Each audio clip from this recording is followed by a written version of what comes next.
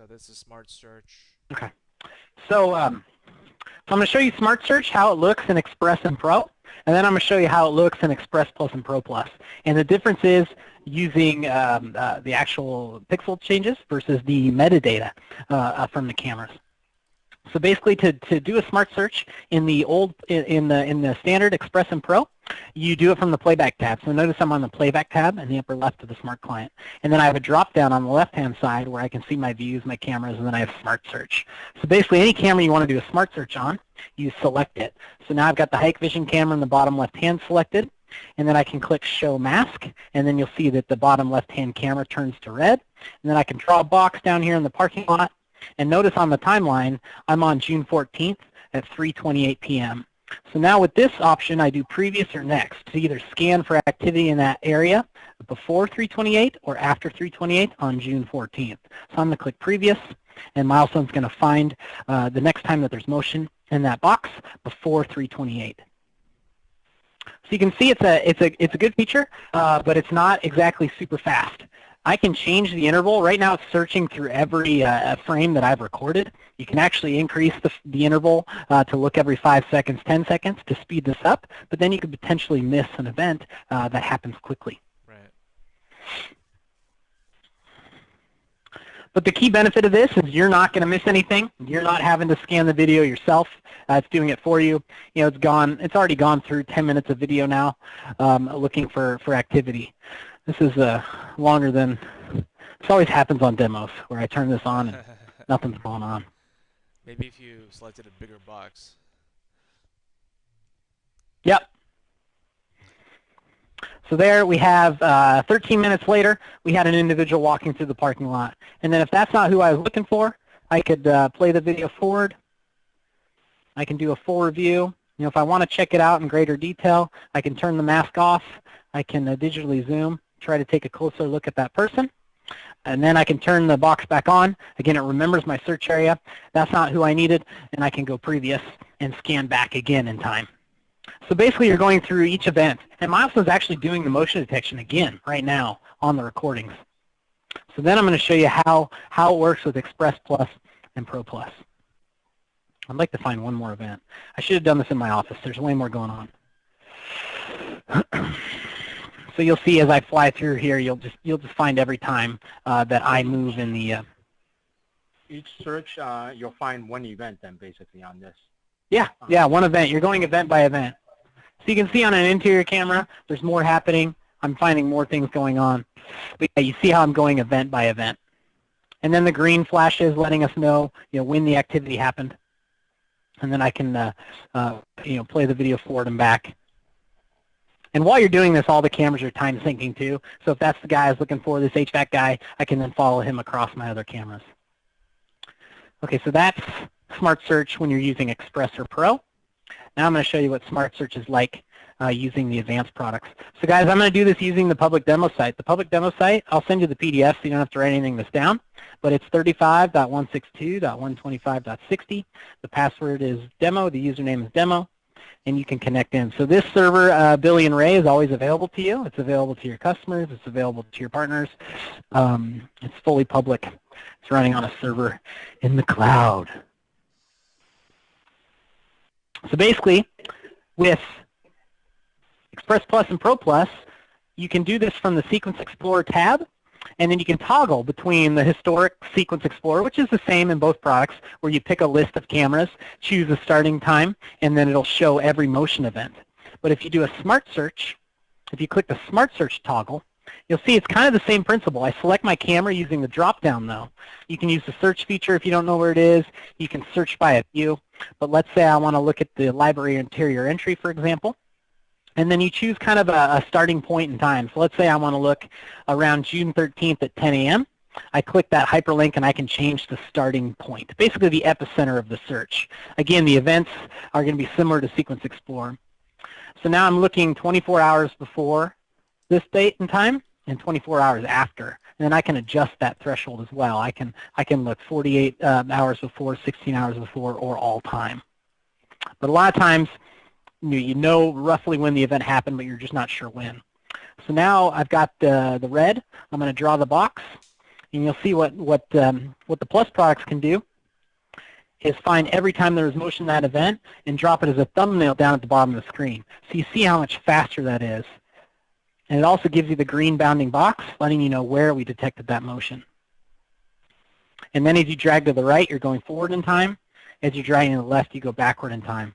So it's just a much faster way to see all the events in a particular area. If you have even a general description of the event or person, you're going to be able to find it much faster using this smart search that leverages the metadata on the motion that we get from the camera. And again, I can reset. Hitting that button, I can draw the box in a different area, and you see how fast it is. Yeah. And then if you got a nice monitor, you can make the thumbnail smaller. And yeah, so if you're looking for somebody wearing red, if you're looking for somebody with a yellow backpack, for example, it's just really easy to find objects of interest using that smart search feature in the Plus products and Expert and Corporate. Yeah, it looks really good. And you also have a... I'm sorry. Go ahead. I have a question, Paul. With that, do you have, is that motion detect enabled on the camera and not on the Milestone software? Is that what it is? Or is it enabled on Milestone and in the software and not in the camera? It's the server-side motion detection that we're doing. But then instead of how we do it with the old product where we're actually real-time looking for motion, we're using the data that we already know the camera had motion at that time using the metadata, so we're able to use that in the search. Billy, honestly, I don't understand how it works, but I know we are not using edge motion detection to do that. Okay. We're using server-side motion detection and then other data that we're pulling from the camera. I see. Okay. It's a good question, though. I should get the official response for you on that. But I know this doesn't require you to have edge motion detection where the camera's doing motion detection for it to work. Yeah, because I was asking because, I mean, that would defeat a lot of, like, the purposes of the smart camera if you don't need, you know, their motion to be enabled. If you're just basically detecting, like, say, an intrusion feature on a Dahua camera at a certain area, you know, and that's basically what you're finding. Yeah, yeah. I mean, you could still use those features to, like, say, set up an alarm. Hey, I want to know anytime there's motion in this particular area of the view. That's where the smart camera is still helpful because Milestone doesn't have that feature. But when it comes to the searchability, I think we're just leveraging both our server-side motion detection and the other data that we gather from the camera. Yeah, that's real neat. Yeah. Yeah. So when you hover over a camera in Express Plus and Pro Plus and Expert and Corporate, you'll see that there's two additional buttons that you guys aren't familiar with if you only use Express and Pro. The first button is Smart Search, so there's actually a quick way to deploy that. So instead of having to go to the Sequence Explorer tab, instead of having to select a particular camera, if I know I want to do a Smart Search on this library hallway camera, I'm on the Playback tab, I can just hover over it, click the Smart Search icon there on the menu bar, and then a separate window just popped up on my other monitor. I got to drag it in here. But basically, it's got everything pre-selected for you. It's got the library hallway pre-selected, and it's got today's date and time selected. And then you can go ahead and do a smart search much quicker than having to select A, that camera, and B, jump to the Sequence Explorer. So that's one way to quickly jump to smart search, is using that new icon that's on the menu bar when you use Express Plus and Pro Plus and Expert and Corporate. Yeah, that's really convenient. Yep. And then also the bookmark. So that's something that you're only going to see with Pro Plus and above. So let's say, you know, we used a smart search to find an event. Then we want to bookmark it to basically flag it as something important. So we got this guy here. Oh, this must be a really quick loop on this camera. So that is one thing with the public demo site. These are not real cameras. These are canned loops. So you're going to see a lot of the same events over and over.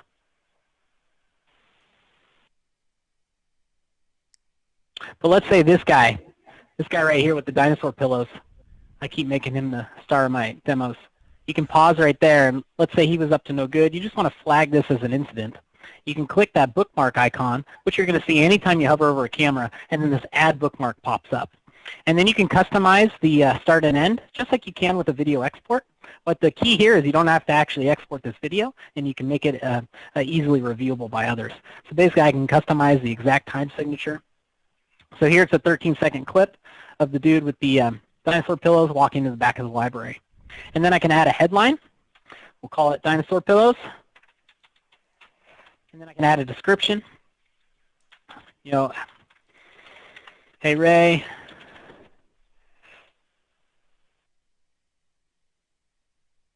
Reporting suspicious person.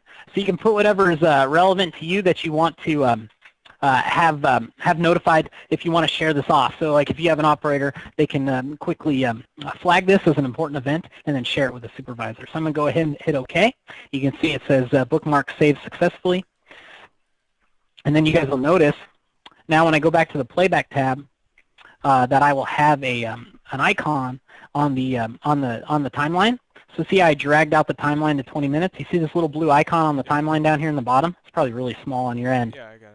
But there's a little blue flag on the timeline now. And when you hover over that, you can see the event, you can see what the headline was, and you can see the description. So basically, other people that are logged into the system are going to see bookmarks that were left by you so that they can also review that evidence and see if it's something you actually need to export and share with an authority. And then you can also search any bookmark left. So if I leave another bookmark down here with this person, and let's say I put dinosaur in the headline, you can also search on keywords as well. So there I'm going to leave another bookmark for that lady in the library. And then if I go to the Sequence Explorer, if I don't want to visually look for bookmarks on the timeline, I can come to Sequence Search, and instead of searching motion sequences, you'll see there's a toggle here to search on bookmarks. And then any bookmarks that were left can be found. So in order to find the And bookmarks, this will be by. you go to the sequence search, and you can search for text that was entered into the bookmark at the time of creation, and you can find, it's like a database basically, right? Yep. Yeah. Yeah. And is it automatically There. exported to the smart wall? There was some kind. The Smart Wall is an add-on you can get with Expert. It's built into corporate, but yeah, there was something about send it to Smart Wall. What about that left, yeah, the smart wall in the left pane? Mm-hmm. Okay. Yeah, we can use this to demo Smart Wall, but on a webinar, it's not really ideal. You really need multiple monitors to show that off. But yeah, here you can see display on Smart Wall. So basically, I guess you could have bookmarks. You could push bookmarks to your Smart Wall if you have that option set up. I don't know that much about that.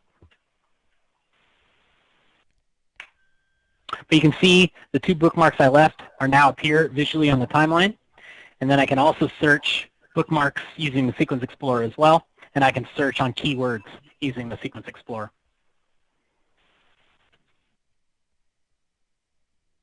And then I can remove the filter to only search my bookmarks, and now I can see bookmarks that were left by other people. So all of the bookmarks would get dumped into this evidence lock, or no? No, evidence lock is a feature you need corporate for. So bookmarks will disappear once this video gets old enough to be overwritten.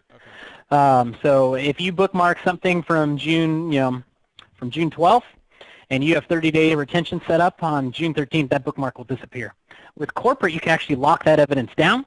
So we will ignore the retention policy, keep that video forever. But no, in the Pro Plus world, in the Expert world, you still need to export that video if you don't want it to be deleted. Right. And the export process is still manual. But you can easily export a bookmark by just clicking the disk icon, and then it's already got the time signature selected for you based on what you chose for the bookmark. Okay. And then you can keep it forever. So that is the difference, the two key features from an operator standpoint. The features on the management and the performance is really where it starts to shine. With that smart search, you can see how much faster that was, and then bookmarking is an easy way to flag important incidents. Okay. On the actual setup, on the, Okay. on the deployment of the management software, are there are there wizards that we would use to simplify There deployment? are. Yeah. They're just Okay. not as, yeah, yeah. So now when you boot up, when you install um, um, Express Plus, Pro Plus, Expert or Corporate, you get that single server option, which is really important in a lot of the smaller, well, yeah, I just upgraded. I'm not going to be able to show it to you. Okay, that's fine. Oh, here, let We me can remote just in. go through the Um, e-learning. That's fine. yeah, yeah, if you go through that XProtect VMS learning, it'll show you how to access the wizards. Basically, you right-click a recording server in this world, and you've got the same add hardware wizard. And then, yeah, users are set up within the roles. So yeah, the getting started with XProtect VMS covers that for you. Got it.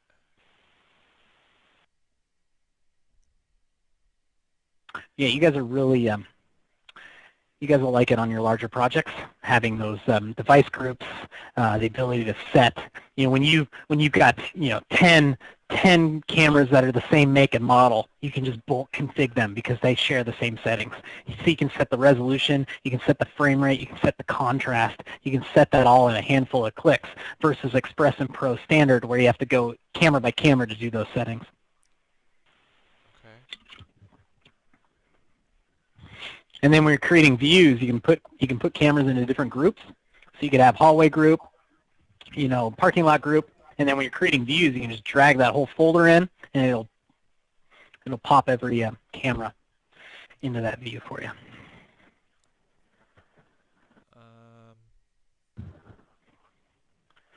So what do you think?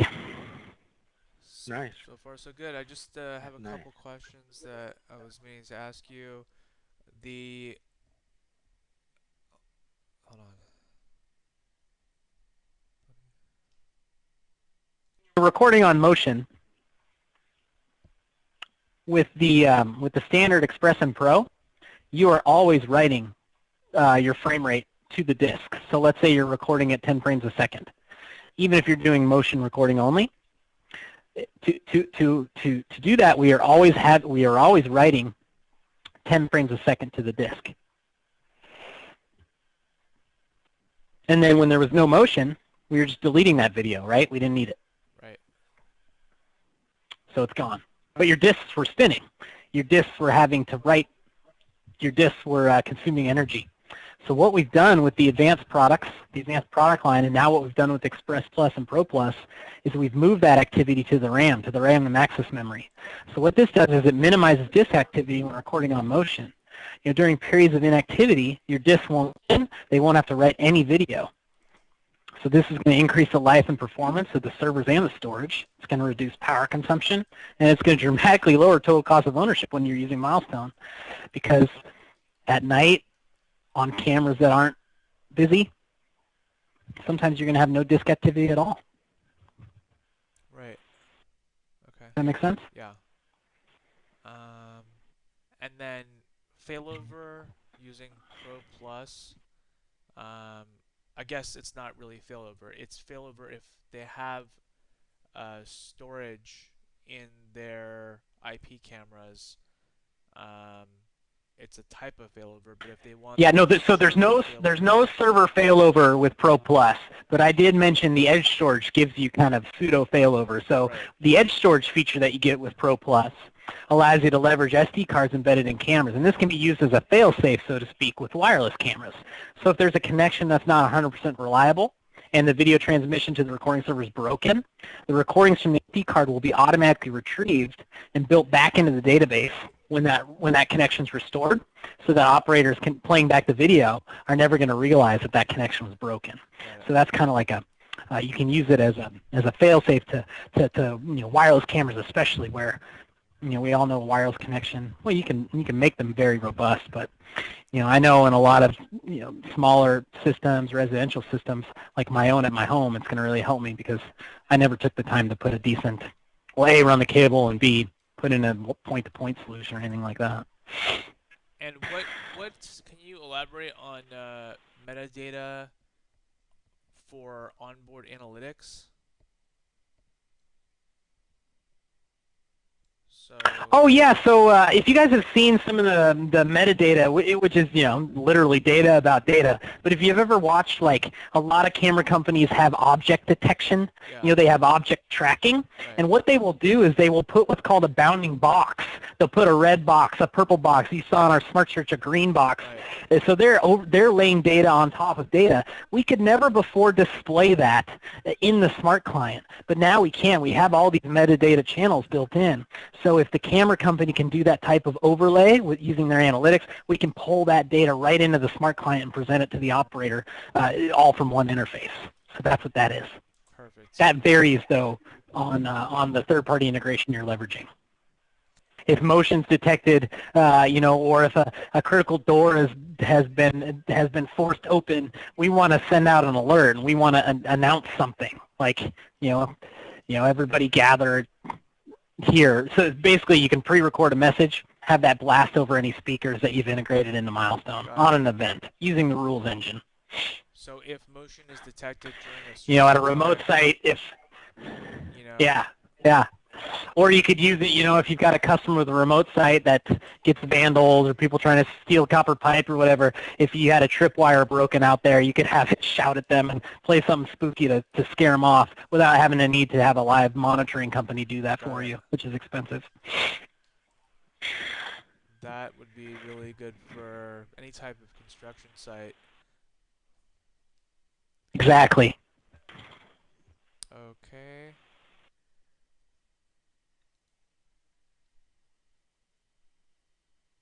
I can't remember.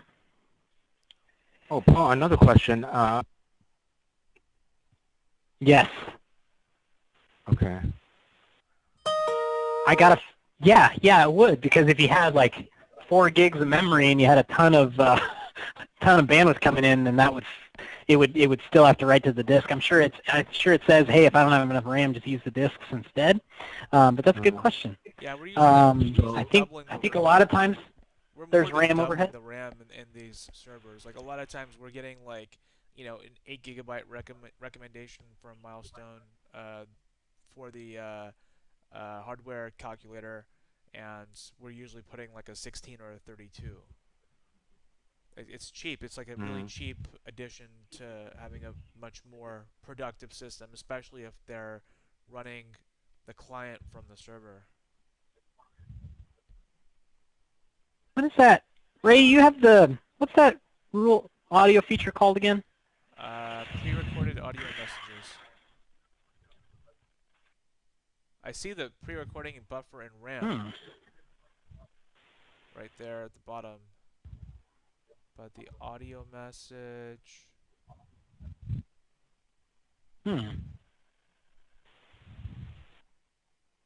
There's one way... I can't find that one. I mean, at the top there it says audio, but it doesn't have the pre-recorded message. Live and recorded audio maybe that support. event-based notification. This audio notification new alarm is just where in the alarm manager you can play a sound. That's not it. Okay. All right. I'll figure it out. Okay. It's probably everything, but I don't know for sure. Okay. Let's see.